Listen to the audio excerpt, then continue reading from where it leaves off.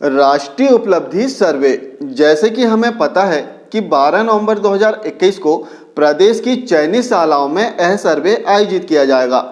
अब सर्वे के विषय में कुछ ऐसी महत्वपूर्ण बातें हैं जिन्हें चयनित शाला के जो संस्था प्रमुख हैं, एफआई हैं, ऑब्जर्वर हैं या फिर विषय शिक्षक हैं, इन्हें पता होना बहुत ज़्यादा ज़रूरी है। सबसे पहले हम बात करें सर्वे की टाइमिंग की, तो टाइमिंग में जो संस्था प्रमुख है, चयनित शाला के संस्था प्रमुख, इन्हें सबसे पहले अपनी उपस्थिति प्रातः 7:15 पर शाला में देना होगा। इसके उपरांत जो एफआई हैं वो अपनी उपस्थिति प्रातः 7:30 पर चयनित शाला में दे देंगे। और अंत में जो ऑब्जर्वर हैं वो नेशनल अचीवमेंट सर्वे से संबंधित समस्त सामग्रियों को प्राप्त करके प्रातः 8:30 पर चयनित शाला में अपनी उपस्थिति देंगे। अब इसमें दूसरा और सबसे महत्वपूर्ण बिंदु कि सर्वे के लिए छात्रों की सैंपलिंग कैसे करें। सर्वे के लिए 3 कंडीशन आपके सामने आ सकती है। जैसे आप किसी चयनित शाला में पहुंचे और जो चयनित कक्षा है, इस चयनित कक्षा की दर संख्या 30 या 30 से कम है। ऐसी कंडीशन में आपको समस्त छात्रों को सर्वे में सम्मिलित कर लेना है। अब इसमें आती है दूसरी कंडीशन कि जो चयनित कक्षा है इसकी दर संख्या 30 से अधिक है। सपोज 31 है, 32 है, 45, 50, 60 कुछ भी है, अर्थात 30 से अधिक चयनित कक्षा की दर संख्या है। ऐसी परिस्थिति में आपको छात्रों की सैंपलिंग करना होगा, छात्रों का चयन करना होगा। और छात्रों का चयन कैसे करें, इस संबंध में चैनल में एक वीडियो अपलोड किया जा चुका है, जिसे आप ऊपर आई बटन पर क्लिक करके देख सकते हैं। साथ ही इस वीडियो की लिंक आपको डिस्क्रिप्शन बॉक्स में भी मिल जाएगी। अब सैंपलिंग की जो प्रक्रिया है इसे एक समान रूप से हम समझने का प्रयास करते हैं। सैंपलिंग करने के लिए सबसे पहले आपको मीन वैल्यू ज्ञात करना होगा। मीन वैल्यू कैसे ज्ञात करें? मीन वैल्यू ज्ञात करने के लिए जो चयनित कक्षा की दर संख्या है इसमें हमें 30 का भाग देना है। जैसे एक एग्जांपल लेते हैं कि जो चयनित कक्षा है इसकी दर संख्या है 60। अब 60 में हमें 30 का भाग देना है तो आ जाएगा इसमें 2। तो हमारी जो मीन वैल्यू है वो 2 हो चुकी है।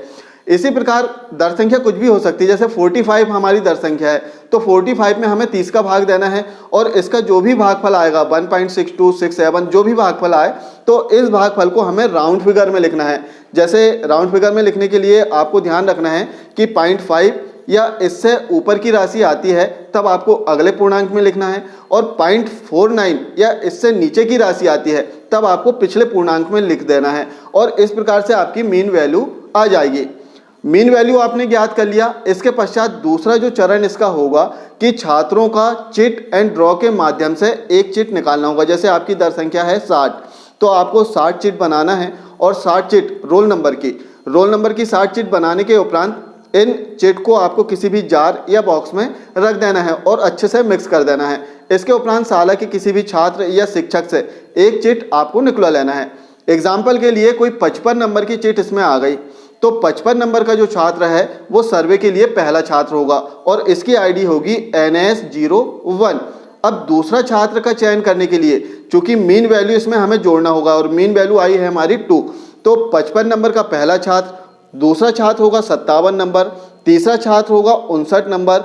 अब चौथे छात्र का चयन करने के लिए चूंकि हमारी दर संख्या है 60, तब हमें चौथे छात्र का चयन करना है तो रिवर्स आना पड़ेगा, अर्थात 59 में हमें 2 जोड़ना है तो आ जाएगा यहाँ पर 1, फिर इसके पश्चात 3, फिर 5, फिर 7। इस प्रकार से हमें तब तक छात्रों का चयन करना है जब तक कि सर्वे के लिए 30 छात्र हमारे पास में ना आ जाए। अब इसमें आती है तीसरी कंडीशन कि चयनित कक्षा में सेक्शन है, अर्थात वर्ग हैं, एक से अधिक वर्ग हैं। जैसे एक एग्जाम्पल हम लेते हैं कि जो चयनित कक्षा है वो कक्षा 10 है और कक्षा 10 में 4 वर्ग है, 4 सेक्शन है ABCD। तो 4 सेक्शन में हमें सबसे पहले तय करना होगा कि किस सेक्शन के छात्रों को हमें सर्वे में सम्मिलित करना है। तो इसका चयन करने के लिए सबसे पहले आपको चिट एंड ड्रॉ के माध्यम से सेक्शन का चयन कर लेना है। जैसे 4 सेक्शन है तो 4 चिट आपको बनाना है, एक जार या बॉक्स में इसको डाल देना है, अच्छे से मिक्स करके छात्र या शिक्षक से जो चिट है इसे निकलवाना है। कोई भी एक चिट निकलेगी। एग्जाम्पल के लिए मानते हैं कि चिट निकली C, तो जो सेक्शन C है इस सेक्शन के छात्रों को आपको सर्वे में सम्मिलित कर लेना है। अब यहाँ पर भी 2 कंडीशन आ सकती है।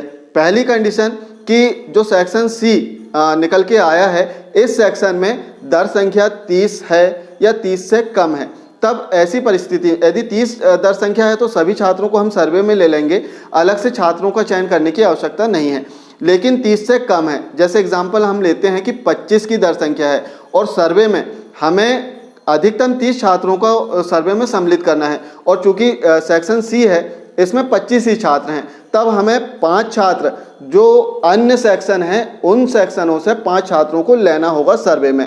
अब अन्य 5 छात्रों को सर्वे में कैसे लें, तो इसके लिए फिर से चूंकि 4 सेक्शन थे, 4 सेक्शन में से एक चिट हमने निकाल लिया है, अब 3 चिट उसमें बची है तो उन्हें फिर से अच्छे से मिक्स करें और एक चिट फिर से निकलवाएं और जो भी चिट निकले, जैसे एग्जाम्पल के लिए सेक्शन बी की चिट निकल गई, सेक्शन बी में 50 की दर संख्या है तो इन 50 छात्रों में से रैंडमली किसी भी 5 छात्रों को आप चयन कर सकते हैं।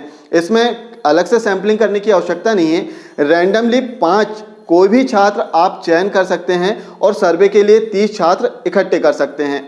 तीसरी कंडीशन इसमें आएगी कि जो सेक्शन सी आपका फर्स्ट टाइम निकला था ड्रॉ में, इस सेक्शन में 30 से अधिक की दर संख्या है, तब इससे पहले जैसे हमने जो मीन वैल्यू निकाला था ऐसे मीन वैल्यू निकालना है और 30 छात्रों को आपको चयन कर लेना है। तो यदि एक से अधिक सेक्शन हो तब इस प्रकार से आपको छात्रों का चयन कर लेना है। अब इसमें शिक्षकों का एक बहुत ही महत्वपूर्ण प्रश्न आ रहा था कि सैंपलिंग में जब हम छात्रों की सैंपलिंग करेंगे, इसमें 2 सेक्शन के छात्रों को हमने सम्मिलित किया।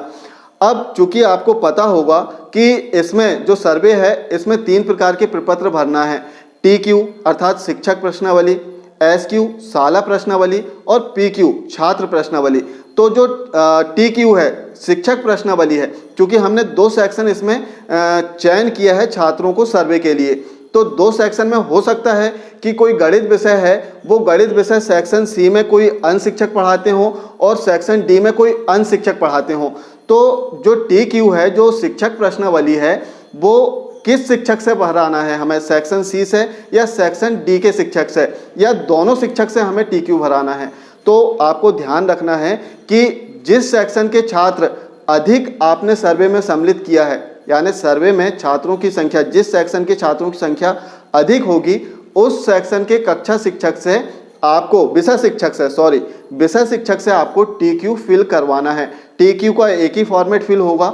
यदि 2 सेक्शन आपने सेलेक्ट किया है तो जिस सेक्शन में छात्रों की दर संख्या आपने अधिक सम्मिलित किया है उस सेक्शन के विषय शिक्षक से आपको TQ फिल करवाना होगा। इसमें शिक्षकों का एक प्रश्न और आ रहा था कि सर्वे के दिन यदि कोई चयनित छात्र अनुपस्थित है तब क्या करें। यदि कोई चयनित छात्र अनुपस्थित है तब आपको उसे छोड़ देना है और अगले छात्रों का चयन कर लेना है। जो भी प्रक्रिया है, जैसे प्रत्येक n छात्र को हमको चयन करना होगा, तो जो भी प्रक्रिया होगी उस प्रक्रिया के अनुसार आपको अगले छात्र का चयन इसमें करना होगा। और चौथा प्रश्न जो कि FI का आ रहा था कि सर्वे में FI को कितना मानदेय मिलेगा, तो इसमें बता दें कि इस संबंध में हमें भी अभी पूरी जानकारी नहीं है, क्योंकि कुछ शिक्षक साथियों ने बताया है कुछ राशि, किसी ने कम किसी ने ज़्यादा, लेकिन ऑफिशियल अभी तक किसी भी प्रकार की जानकारी हमारे पास में प्राप्त नहीं हुई है। तो सर्वे के पश्चात आपको पता चल जाएगा। हाँ, लेकिन मानदेय जरूर आपको प्राप्त होगा, क्योंकि आपका जो बैंक खाता नंबर है वो ऑनलाइन आपसे दर्ज करवाया गया है। तो सर्वे में जो मानदेय की राशि है वो आपके खाते में ही जमा होगी। ऑब्जर्वर को जो है 3,900 रुपये की मानदेय राशि प्राप्त होगी और इस संबंध में CBSE के द्वारा आदेश जारी किया जा चुका था, जो कि आप देख सकते हैं। इसमें 3,900 रुपये ऑब्जर्वर को प्राप्त होगा। और अंत में चयनित शाला के जो शिक्षक हैं, संस्था प्रमुख और विषय शिक्षक, इनकी बहुत बड़ी जिम्मेदारी रहेगी, क्योंकि सर्वे के दिन इन्हें चयनित कक्षा के समस्त छात्रों को सर्वे के लिए उपस्थित कराने का प्रयास करना होगा। तो आप प्रयास करें कि सर्वे के लिए 100% छात्र, आपकी चयनित कक्षा के 100% छात्र उपस्थित हो जाएं।